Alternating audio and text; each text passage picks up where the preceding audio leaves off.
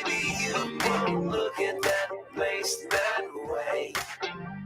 The futurist.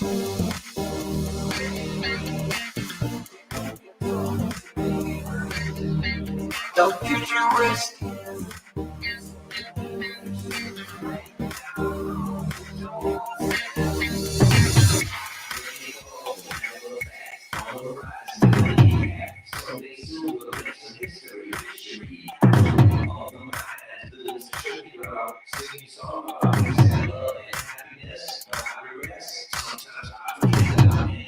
The futurist. The futurist.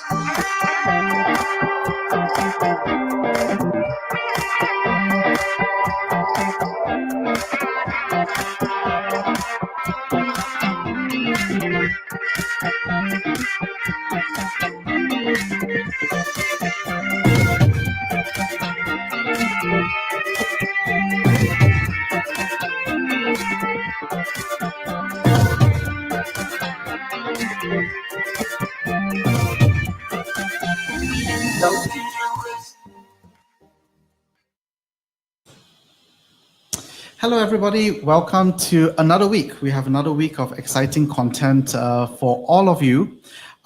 This week, we're going to talk about digital asset exchanges.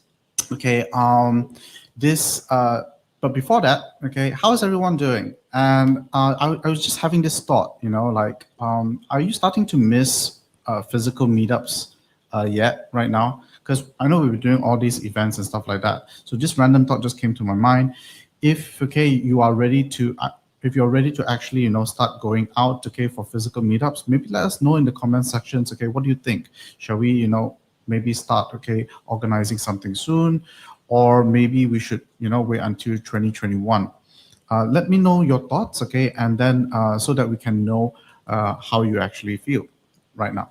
Right now we are broadcasting live from the Asia Blockchain Center, right in the skirts, of KL City, where it is a very ambitious project, to build a blockchain hub, for innovators, entrepreneurs, and developers in the blockchain space for the entire of Asia. 12 floors, 100,000 square feet in total. Is crazy big, and they have provided this really nice environment for us, to basically create this content for you. So also, a shout out to all our partners, who are helping us to spread the word of this event. This week, we have an entire week, of new content for you. The topic, will be about digital asset exchanges. We get a lot of questions like, where do we start? Where do we buy, Bitcoin or Ether? So this is an opportunity for us to bring, the people behind these digital asset exchanges, so that you get to know who they are and what's actually happening, behind the scenes. So across all of Asia. So, and then we're going to talk, about the topic of digital asset issue. Are we going to see more different kinds of digital assets? And we're also going to talk about DEXs, decentralized exchanges. And then last but not least, we're also going to talk to you about some lessons that we can learn from the past, basically scams. And so that more of people, who are new to the space particularly, will be well informed, and they know better, on how to navigate this very new, very rapidly evolving, very often scary place of crypto. Now, a quick disclaimer, none of the content, that is shared throughout this week should be taken as financial or investment advice. You might hear things like, if it was me, I would do this, but this is just only the personal opinions, of the various people. You must take your own personal responsibility. Use this as a free resource, to aid in your education, and learning journey to understand this space better. Our main goal of why we do this, is to help more people to understand cryptocurrencies and digital assets, because very often it can be a very technical, difficult, subject matter to learn. So we want to provide, a safe place, first and foremost, neutral as possible, and an easy environment for you to learn about this subject matter called crypto, and to help you to differentiate between what is real, what is fake, what is legit, what is full of non-legit, okay, in the space, so that you can actually see the value and capture real opportunities, which that is the crypto industry slash blockchain slash DeFi industry, particularly at this very challenging time when a lot of people are, going through unprecedented change. Okay, their businesses are disrupted. Okay, their jobs are at risk. One industry that is actually booming and hungry for talented people is the crypto slash blockchain slash DeFi industry. So by having all this kind of education material out there for you to learn from, what will happen is that you would then become more better, more mature in the subject matter, and become a very attractive person that people in the industry would want, to meet you and work with you, and give you jobs. So that's the entire reason of why we conduct these events. So today we're going to talk about, this entire week is all about digital asset exchanges. What is a DAX, digital asset exchange? Now, digital asset exchange is basically, simply put, a place where you can buy and sell digital assets. For example, cryptocurrencies like Bitcoin or Ether or Ripple, Litecoin, and lately all these DeFi tokens as well. So now there's a reason, why they are not just directly called cryptocurrency exchanges. The reason for that is because digital assets can actually be so much more, which is what we're going to cover on the third day. So I'm looking forward, to that, to give you a map, of what are the different kinds of tokens actually emerging, because not all tokens, are equal. They are not the same. All right, so look out, for Wednesday. A digital asset exchange is basically a place where you can buy and sell digital assets. This is a great place, a great resource right now for you to, if you have friends who are completely new and they want to know who is which, right? Please refer them, to this video, share this video to them, so that they can get, a very clear understanding, of what is actually out there. Like, for example, in a digital asset exchange, in Malaysia, as for example, is like Luno.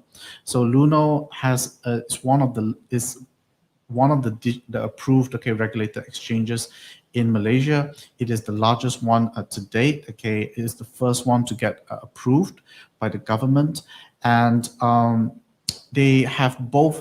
What's really cool about Luno is that they both have a very easy interface, easy version, for people to buy cryptocurrencies, as well as one, tailored for traders. Then, if you're from Indonesia, so if you're from Thailand, the largest cryptocurrency exchange in Thailand is called Bitkub. And what I really like about what they have is, not only do they have a very, very good interface, for people to buy and sell cryptocurrencies, they offer more than 30 trading pairs, of different kinds of cryptocurrencies in their country. It's really, really cool. If you're from Indonesia, you have Rekeningku, which is the largest one, in the country today in terms of liquidity, in terms of users, and also very impressive. They have, all my favorite tokens. Again, not financial or investment advice, but I can see, some of my favorite tokens, being offered with the Indonesian, pair there. So today we have, with us, 2 out of 3 of the very special guests. We have Aaron Tang, from Luno, Malaysia. We have Top Jirayut from Bitkub, and we were supposed to have Pak Sumardi Fung, from Rekeningku. Unfortunately, he just texted me about an hour ago that he's really, really not feeling well. He really wanted to attend, but he could not make it. We wish him, get well soon. All right, and don't worry about it. We'll have you in the next round. So with that, I'd like to thank Aaron and Top, for being here today with us. Thank you for having me, Hi, Jason. Jason. Thanks for the opportunity. Hey, Aaron, hey, Top. Okay, so the first question, okay, that I have for you is, how have you guys been? Okay, 2020, right, has been a very, very interesting year. How has 2020 um, turned out, okay, for Luno and for Bitkub? Maybe Aaron, you can go first. Thanks, Jason. And thanks, Top, for letting me go first. So, Luno, it's been an interesting year for us. I would call it a build or build year because we've been doing a lot of things, I guess, in the background. So it hasn't been like an explosive, it hasn't been like the years of 2017 or like early 2018 yet for us. Hopefully we get there one day. But it's been a year of us trying to build the infrastructure, trying to scale the team, trying to build all those things that are not very sexy, but I think are going to be so essential for the long term industry. So I think 2020 has been a year of transition and building for us. Top, how about yourself? I'd say it has been a crazy few years for Bitkub. Last year we grew 400% in terms of transaction revenue profits. This year from January till last year we grew 600%. So it's been crazy 7-8 months. We are adding a lot of headcounts. Prior to COVID, we had a 80 people team, 80 people employees. Right now we're 152. By the end of this year, we'll hit 200 people team, and we're moving the office again. Right? We haven't been to this office for less than a year, and we're moving to a bigger one again. So Wow. it's been crazy growth. I think we will exceed more than 600% growth based on the current performance. Uh, so right now we are one of the top 500 websites, the most top 500 most visited websites in the country already. It's been only 2 years for us, and excluding mobile apps, right? We saw traffic from mobile apps already tripled, twice, at least twice, the traffic on the website, and excluding the traffic on mobile, we are already on the top 500 most visited websites in Thailand. So very similar to Aaron, crazy year. We've been invested a lot, expanding headcounts, scaling up all the infrastructures to prepare to scale, for next year. Invested a lot in every aspect, like security, and maintaining the business part, expanding the business part, and also compliance and stay in business part as well. So everyone time is the most expensive thing for us right now. But things are going well, really well. Wow. The I, largest I exchange. am I am flawed. Okay. The what's that? It looks like the coronavirus. Okay, definitely did not affect. Okay. The sentiment. Can you just very quickly describe? Okay. In your own view, right? Okay. Um, what is the crypto industry like in Thailand right now? Okay. As compared to say maybe 2 years ago. Since you said 2 years. Yeah. Be- be- Personally, I've been in this space for 7 years now. This is my second crypto company. The first one was Coins.co.th, also the largest leading Bitcoin wallets. Um, but prior to 2-3 years ago, this industry wasn't legalized in Thailand. It was in a gray area. I'm sure it was the same status everywhere around the world. that's right. It took us like a long time to work closely with the Thai SEC, with the regulators. And, personally, I've been spoken to more than 1,000 stages in the last 4 or 5 years to educate the public on what blockchain technology is, It's how it not is. easy. It's not easy. Yeah. So now it's like my second job now is to just go to on stage and just educate the public about the blockchain technology.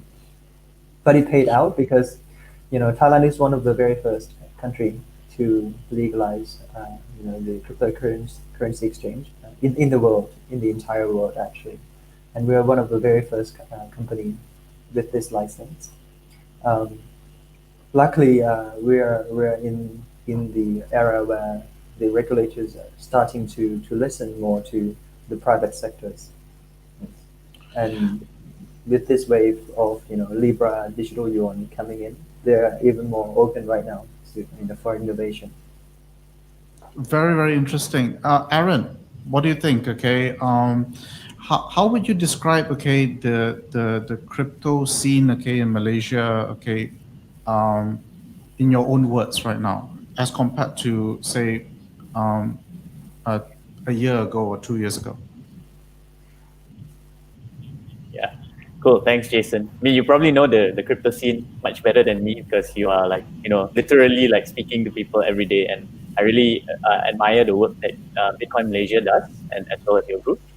So, but in my perspective, I think how we are perhaps very similar to Top and in Thailand is that we only sort of legalized, or we only approved digital asset exchanges in Malaysia in October 2019. So that's not even 1 year ago.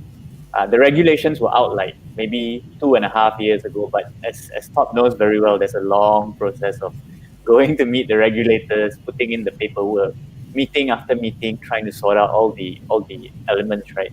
So I would say that if you look back at 2017 again, I think things were really insane, right? Back in the ICO days, back in when Ethereum first, everyone was raising money on ICOs. I think back in those days, it was like really, really crazy. If I'm not mistaken, there were days where the Bitcoin trading volume was like thousands of Bitcoin every day, if I'm not mistaken, right? Back in those days. Now, I think what happened with regulations coming out, it kind of, I don't know, for better or for worse, it kind of cooled the market a bit. So we've actually seen over the past 2 years that trading hasn't gone back to those kind of levels in our personal experience. But what we're seeing is people are starting to warm up to regulations. So if you ask people maybe like 1.5 years ago, people would be like, oh, Malaysia is going to tax the hell out of crypto. They're going to take all our personal information. This is very dangerous.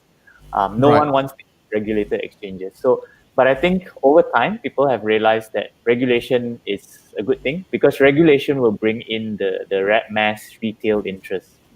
Only, I guess, maybe 1 to 5% of the population is going to be sophisticated or risk-taking enough to use things like overseas platforms or peer-to-peer platforms or even DEXs, right? And I think that where regulated exchanges play a big role is getting the slightly more risk-averse guy into as sort of the first step in the crypto. So what we're seeing is, although it's not crazy like back in those days, we're starting to see the market kind of accept it and grow at a nice, mature pace. I think you brought up two very important pieces. The first one being is that because Malaysian as well. Okay, you're right. Okay, we only just got Luno just only got their license in November last year, barely even a year. So it takes time for us to build the confidence to educate the public, etc. Basically have to go through what Top went through in the last 2 years. The second thing that you brought up, which is very important, I think, is regulated exchanges play a very important role, for mainstream adoption, because before, there was regulation, right? There were a lot of incidences, where people went to this company or that company, and then they deposited their money there, and then they lost their money. The company basically does not exist the next day. You get what I mean? So regulated exchanges provide a level of consumer protection because both of you have to comply to very strict consumer protection laws. Can you elaborate? How do you what kind of protection does do customers have when when they use Luno or Bitkub? Top, you want to go first? Sure. A lot, actually, a lot of protection. And after the regulation comes in, compliance costs shoot up, skyrocketed. Um, uh, to be honest, just this year alone, I spent $4 million just on the on the security, on even the office space. I can't even enter some of the office space in my own office because we have this Chinese wall in place where only a certain permission based group of people are allowed to access this operation room. We invested in getting everyone's a proper laptops with full monitoring on like emails, files, screens. Uh, we invested in all the security and also the insurance. In Thailand, we went to the point that we have this NCR, net capital ratio requirements, as an additional insurance. It's pretty much the company's profit that we cannot touch, we cannot enjoy, right? As the more, the higher the amounts that the customers deposits the funds within our exchange, the higher the NCR ratio. So we need to top up, the percentage to keep the same pro rata percentage. So as we grow, the higher the NCR ratio would need to keep up. And this is not customers' money. It's our company's profit that we cannot enjoy. We need to top up in tandem together with our customers' deposits. And also, the Thai CC said that we cannot do anything with those customers' deposits as well. We must keep them in a savings account, the bank. Let's separate into two sides, right? Fiat deposits and then crypto deposits, right? On the fiat deposit side, the SEC said we cannot reinvest the funds into any other activities. We must just keep those deposits in a saving account. We can enjoy the interest, but we cannot reuse the funds on any other investment opportunity. Right? So whenever the Wow. customers press withdrawal, the money would hit the banks right away. Right. Actually, right now within 3 seconds, the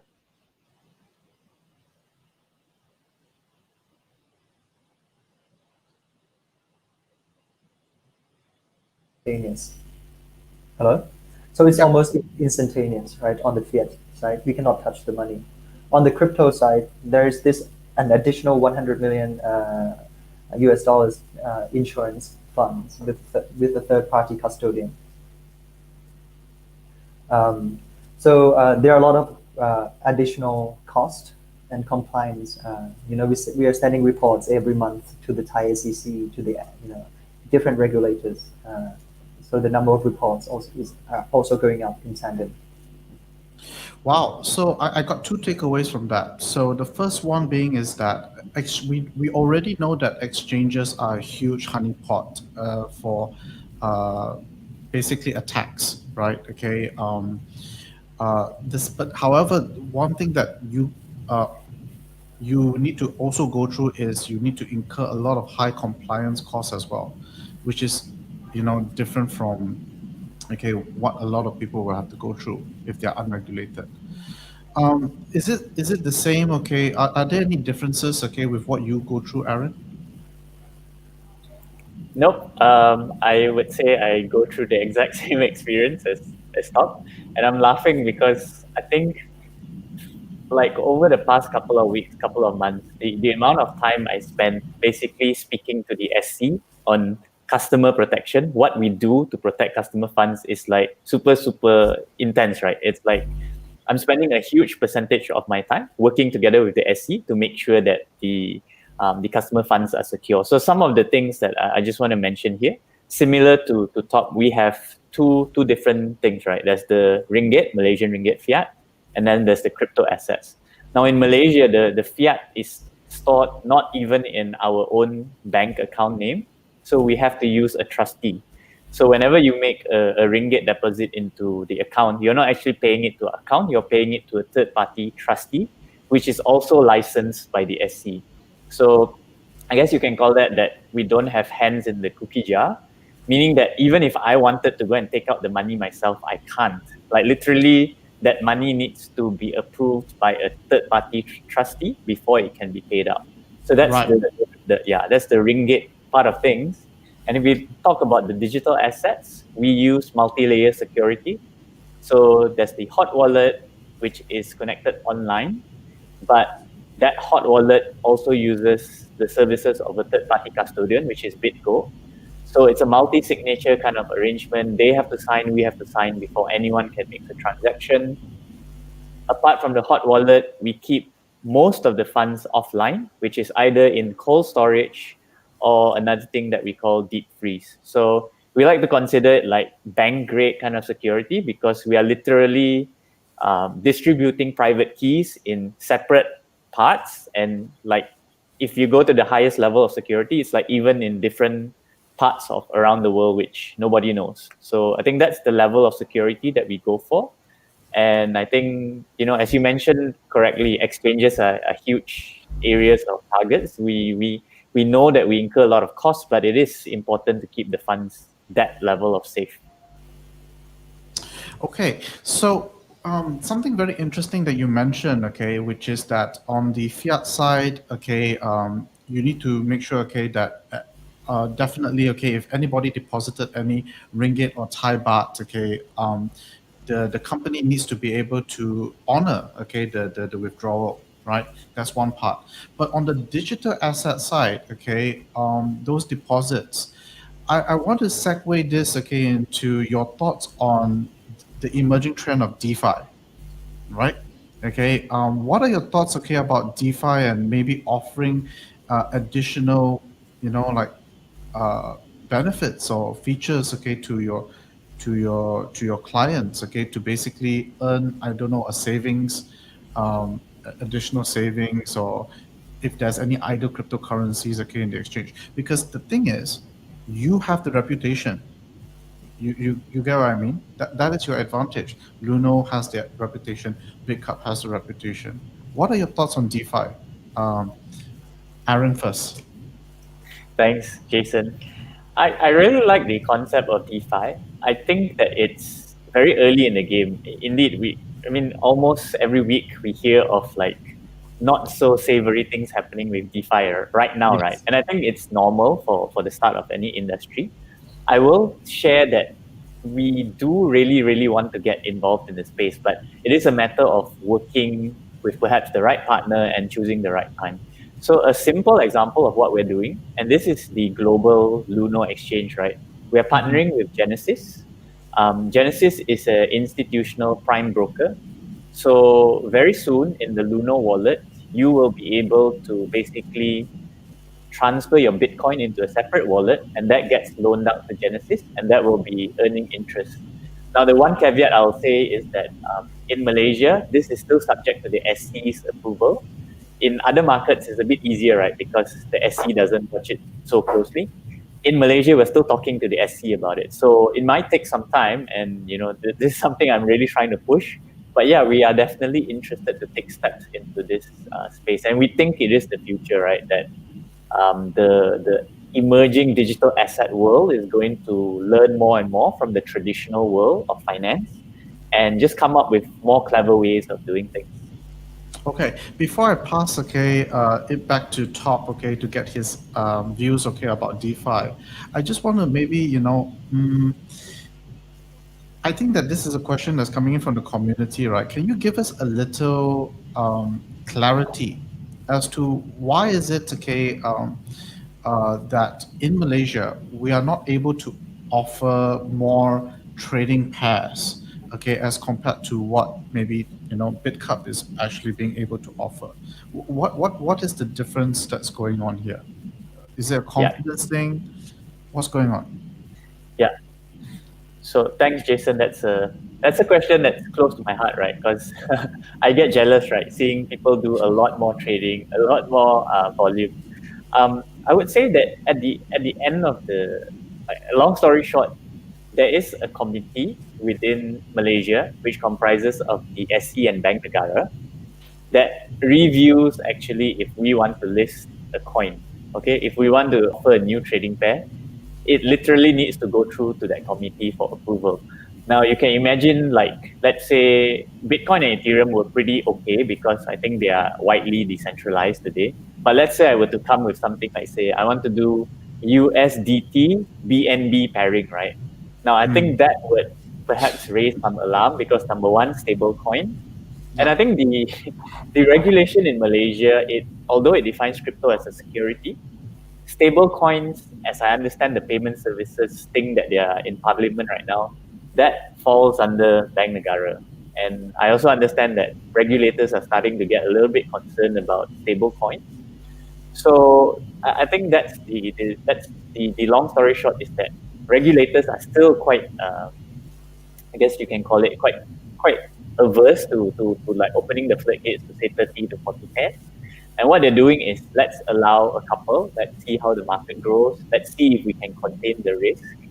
And yeah, we'll hopefully be able to improve from there. But I feel the pain of the community, right? And I feel the pain myself because people ask me why is your exchange like not doing like a lot more pairs, a lot more volume. And sometimes we just have to explain that it's a step-by-step process. We need to get trust from everyone, from the authorities, and then hopefully we'll be able to build more and more. Right. Okay. Top, can you maybe share, okay, a little bit about, what the environment is like in Thailand? Is the process, okay, is that something that we can learn from Thailand? To be honest, it's we all face very similar challenges. Personally, I want to press so many buttons right now. Right, all the products are done, but I cannot turn on the switch because of the regulation. I just need to turn on the switch, Right. but just cannot turn on. But it's not the coin listing switch has is the issue here in Thailand. Right? We have our own coin listing criteria that has been verified, verified with the SEC. So long as all the coins are satisfied all these criteria, we can list them on the exchange. But I mean, the main goal is you must understand that the main KPIs of the SEC is investors protection. Mm. So long as the investors are fully protected, they are fine. Right? That's the main KPI. So we need to make sure that no one is getting hurt, and we must do a proper due diligence on any of the products being listed. But we face other challenges, to be honest. I see other exchanges launch so many cool products. We also finished with our products, but I cannot press the launch button yet. The regulation catching up. I need to Got it. educate. I guess another 1,000 stage may help. So I'd just like to thank both of you, okay, for being open about this and also, giving us some, measure of what's actually happening behind the scenes, okay. But the way I look at it, it's basically, it's just a matter of time, and also putting in the hard work. Because for you, Top, okay, you and your team, okay, have already been doing this for 2 years, okay. Let's see what happens, okay, with with on Malaysia side, okay, in the near to medium term. But what are your thoughts, okay, about DeFi? Can you share on that? Sure. Thailand is one of the very first country again to give out a decentralized exchange license. One company already got its license, not us, but another company got this decentralized exchange in Thailand, a license already, a separate license. But personally, I think the timing is very important when you launch a product. The best way to explain this is to give you an analogy. Say if there are two islands, right? So the physical world and a digital world. Right now, most of the activities and time, customers' time and activities are in the physical world because everything is in physical. Right? Value are kept in the physical manner. Right? The first phase to migrate people is to build a bridge between the two islands, right? Digital island and physical island. What I see a centralized exchange role is a strong bridge. Right? The bridge must be strong on both ends, right? Otherwise, it will collapse. So on the old world, we must make sure the footing is strong. Like AML, KYC, the old world is happy with our exchange. On the new world, we must make sure that the cryptocurrency is easily being adopted, easy to use, UI, UX, user experience is good. The bridge must be strong. And this bridge, a centralized exchange, allows people to convert between fiat and crypto to fiat, cross the bridge, left, back and forth. But once everyone is in the digital world, right, all the time activities are in the digital world, no one is using the physical format of value anymore. Then this is where the DeFi is going to come in, where people will be transact only within the island. Uh, then the bridge would become obsolete, right? Because most of the time and activities would be spent on the digital world. Um, but the timing is not right because more than 90% of the value are kept in the physical formats in fiat right now. So we are only in the first migration phase. We need a strong bridge first for the customers to migrate. But eventually, I'm not arguing that DeFi is not going to work.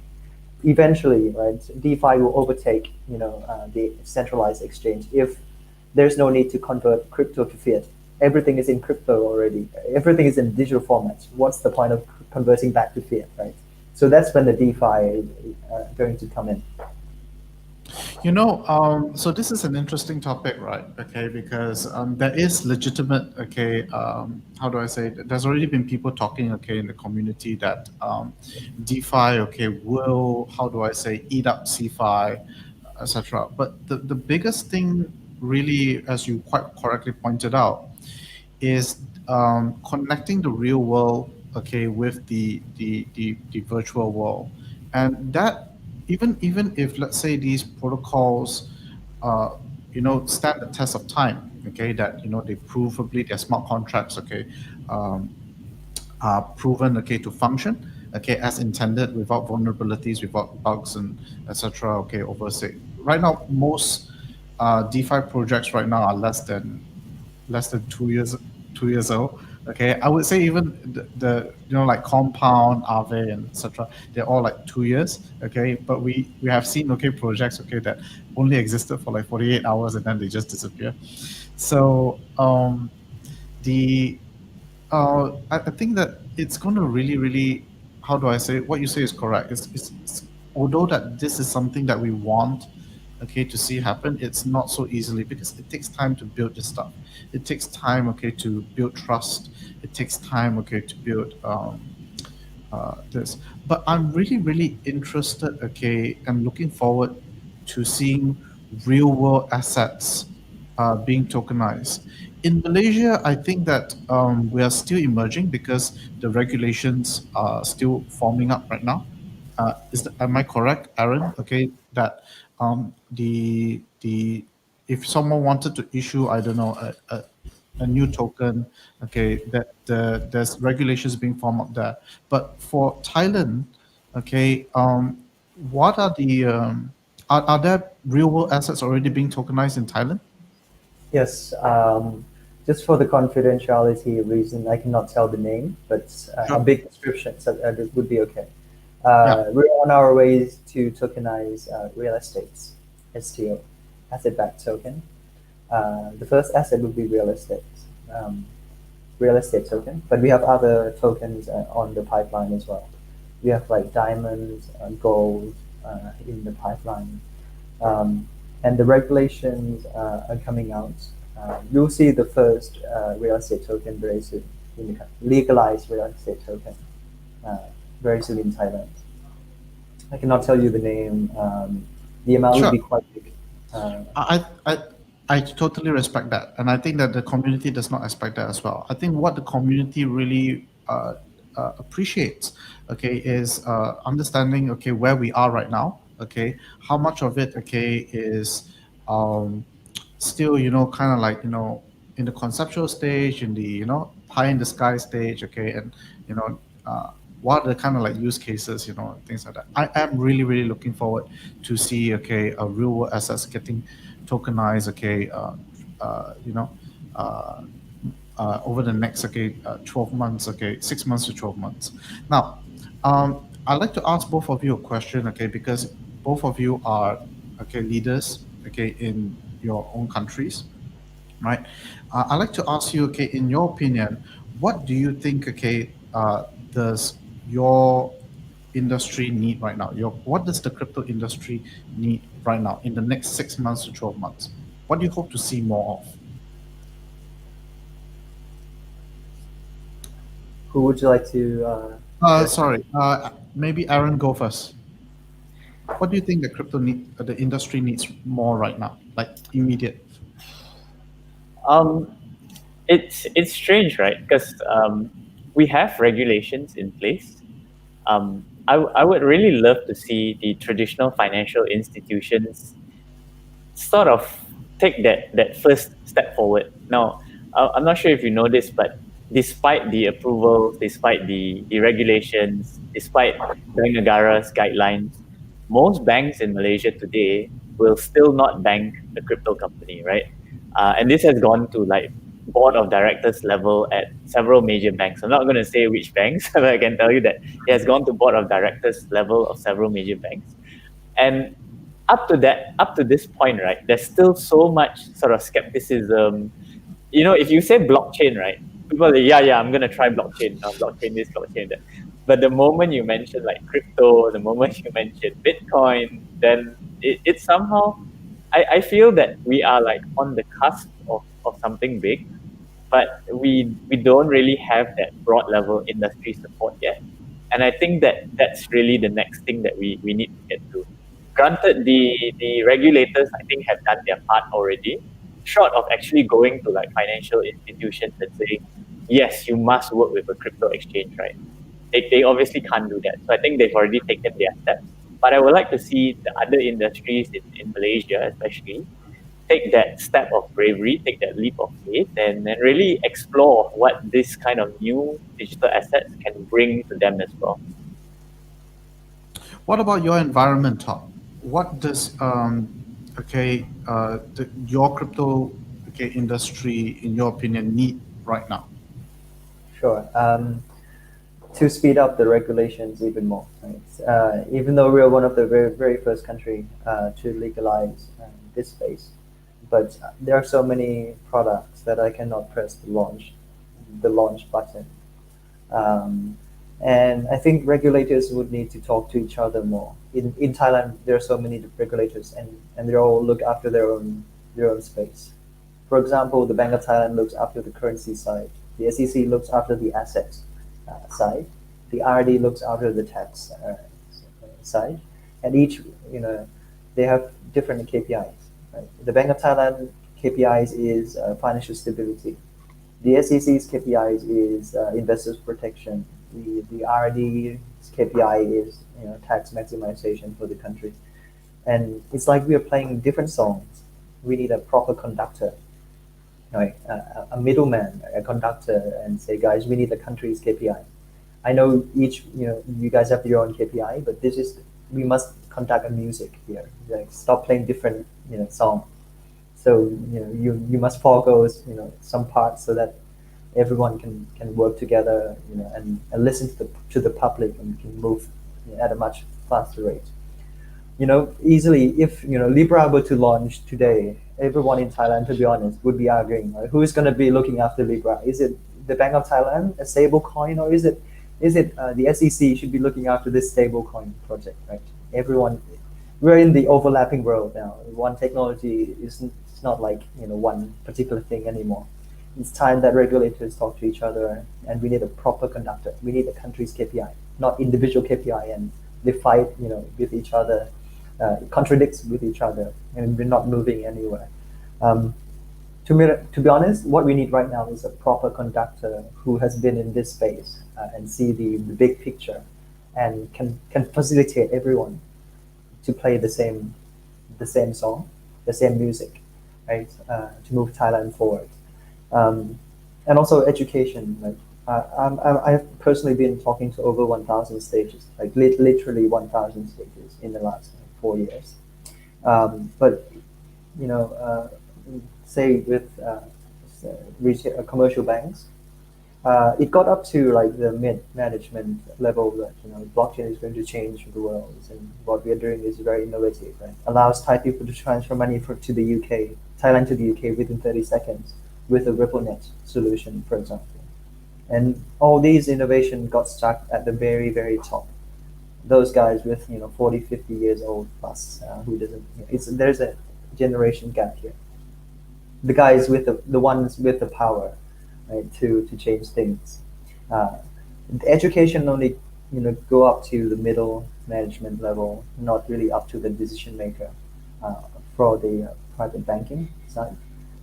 So if those guys really understand what we're doing, then the industry would grow like by an order of magnitude if commercial banks are coming into this space. Because now we have legality, but we also need like custodian solutions in order to attract institutional investors, right? Not just legality, Right. but a proper Right. like custodian solution. And banks have this. It's very interesting because I've also been, actively trying to, do our own part, okay, in educating the space. We always talk about educating. But what I'm learning, I'm actually learning something new here from what you're sharing, Tom, okay, is that um, education, not in the sense, okay, of know what is Bitcoin, know how to keep your coins and know, what it actually isn't, what it is, all that. But what you're saying, okay, is education in the sense, okay, as in a business use case on the commercial level. You, that's what you're saying right now. That there needs to be more people that actually would see the value of why should they build a business in crypto? Why should they build why should they get involved, okay, in crypto today? So coming, so because of this, right? I'm thinking that can we talk a little bit about the future of work?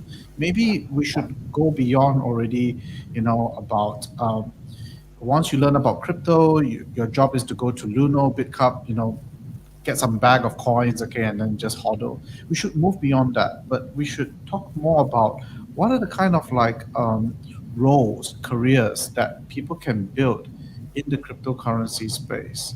Um, what do you think, Aaron? Beyond, okay, just being a trader and an investor, are there other opportunities, okay, that most people are not seeing that's actually available, okay, in crypto? Yeah, I think there's huge opportunities in the space, particularly if you're a tech developer, right?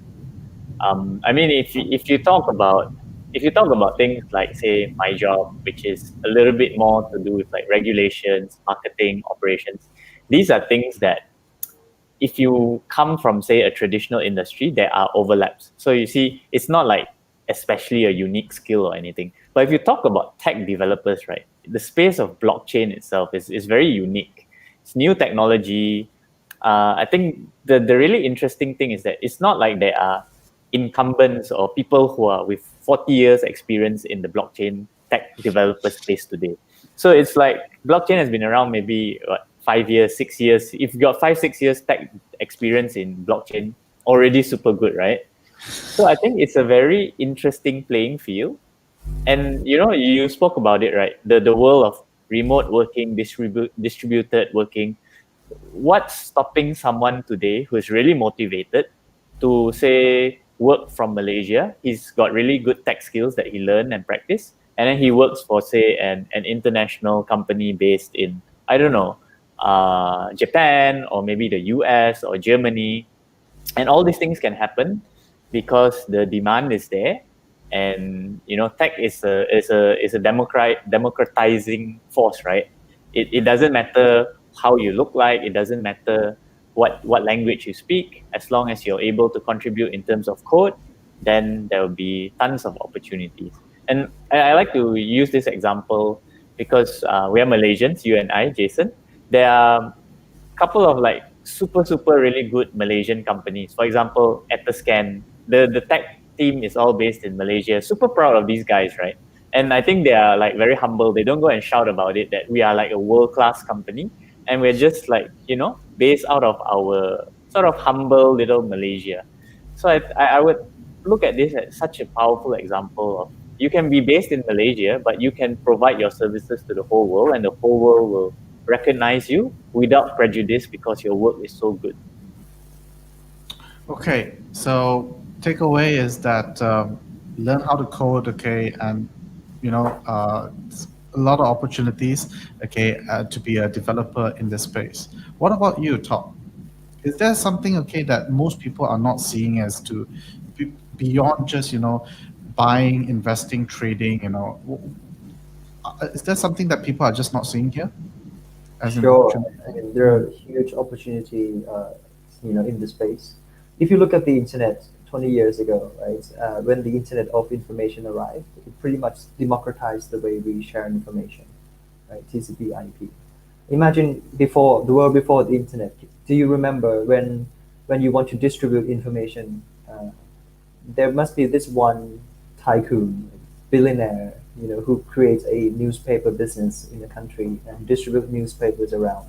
You must have at least billions of dollars to create this company to distribute information, and the net result is, only 70 million people within the country can read the information, right, from via newspapers. The world after the internet, right? A 13-year-old boy, right, with zero, dollar, right, in his pocket, like he can create a quick blog post, and everyone around the world can read this, right? Democratize information. He doesn't need to have a billion, baht dollars in his bank account. Do not need to own that newspaper business. Just create a blog post, but the net result, it's not just 70 million people within the country. Everyone around the world can get access to this information. It democratized the way we share information. Right now, 20 years fast forward, look at the value sharing sector. Right? When you want to distribute value, you must be another tycoon, right? Another guy with billions of dollars in the bank and create a bank. You must create a bank to distribute value in Thailand. And the net result, only 70 million users. Right? You cannot remit money beyond just domestic payments.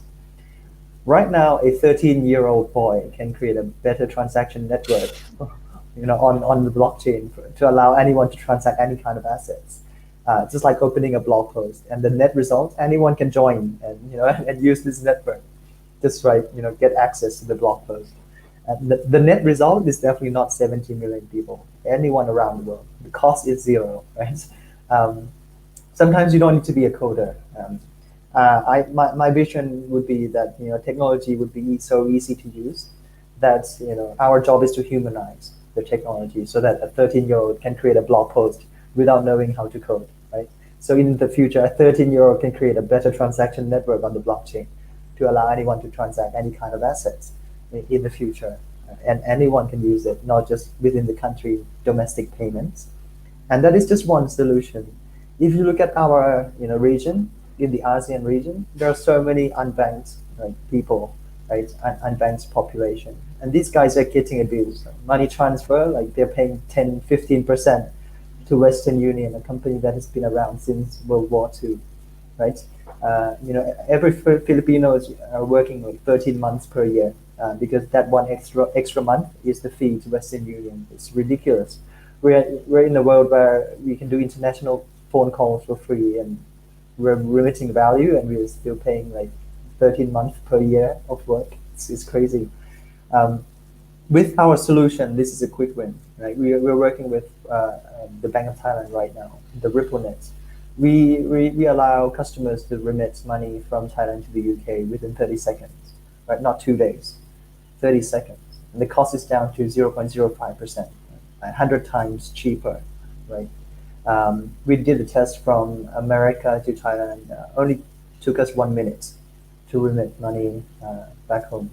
So if you ask customers that would they need to know that they're using cryptocurrency or blockchain technology, no, right? They just access the bank app and think of this app as a cheaper way to send money across without losing money on the way. So we will humanize the whole process. So you're right, Jason. Like, what the bank CEOs need to know, if it is crypto, if it is blockchain, it doesn't matter, right? You focus on the end result. If the customers are getting better, faster, cheaper products, then it's a big win for the customers and for the bank. I think it will unlock, a lot of value. Let alone, we haven't discussed like micropayments yet, right? Right now, we cannot even do micropayments with the current financial system, right? With the bank, it would take us, I don't know. In Thailand, you can't even transfer like 5 baht or 10 baht across overseas. With Bitkub, you can, because cryptocurrency has this divisibility property, right? So the unbanks, the micropayments, there's so many opportunities. I could go on for another hour. You're preaching to the choir here, brother. You're preaching to the choir here. My biggest takeaway, all right, from what you just shared, okay, is it's a very unique, okay, takeaway, different from what Aaron has shared, which is for those of you who are listening in right now and you're not from a technical background, one of the ways that you can contribute, okay, to this industry is to humanize the technology. Humanize the technology, and I think that upon when Top was doing that, okay, I think that that's exactly what I'm trying to do in the space as well, and that's actually how I make my living, you know. And the reason why I'm openly sharing this as well is because there's so much opportunity out there that I don't have to be. Literally, I can't cover everything. Okay, there's so many things. Okay, right now I'm trying to humanize Yen. Okay, I'm trying to understand, unpack, okay, every single DeFi protocol, okay, out there to make it sensible, make sense of it. Okay, so that people can understand what the value proposition is. So if you're listening out there, okay, you don't have to be a developer. It is definitely one of the golden, how do I say, if you tap into it now, it could be one of your best decisions in your life. Okay, however, development work is maybe not for everybody, but another way is also to humanize. Okay, go into a community. Okay, go check out Luno's documentation. Okay, go check out Bitkub's documentation, join their social media channels, learn, okay, what is it that they need right now. Okay, and beyond just a community manager that basically helps them to increase like views and stuff like that, humanize the story, spread the word. So I'd like to thank, okay, our two guests, okay, Aaron and Top, okay, for joining us, okay, for this 1 hour session to kick off this entire week's Asia DAX week. Before, okay, we go, just one last final message. Please support, okay, your local exchange, okay, from wherever you are, Luno, okay, Rekeningku Bitkub. If they play a crucial role in helping us to achieve mainstream adoption. Okay, so if you have friends, okay, who are new to cryptocurrencies, definitely, okay, support your local exchange, because they offer, consumer protection. They work really hard to comply with laws. That such. Show some love, okay, to your local exchange. And be back, okay, tomorrow, same time, okay, 8 to 9 p.m. for our second panel with 4B, PDAX, and one more special guest. All right. And then just want to note, okay, for those who are marking your calendars, okay, for the entire week, Wednesday and Friday would be a different time slot, okay, because number one, Friday, normally people want to spend their Friday nights out, not listen to a webinar. And then this is a lesson that we learned in the past. And secondly, okay, on Wednesday, we're doing it at 4 to 5 p.m. because it is Malaysia Day here. It's a public holiday, and people will also want to go out and spend their times, okay, with their loved ones and family. So with that, okay, thank you so much. Thank you, Aaron. Thank you, Top. I hope that you have enjoyed yourself today. I hope that all of you, okay, listening in also have enjoyed and gained value. See you guys again tomorrow. Bye. Thank you. Thank you, Thanks, guys. Jason. Thanks, Top. Have a Good good night. week. Bye, guys. Take it to your room. Shoot it up to the moon. And make it real easy for other people to understand. What's that in your hand? Help me breathe. Maybe you won't look at that place that way. The future is.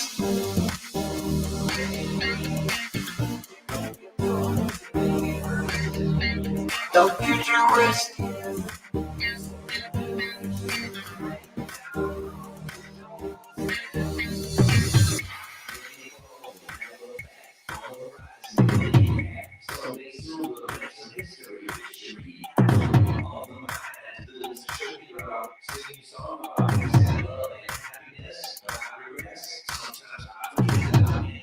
The futurist.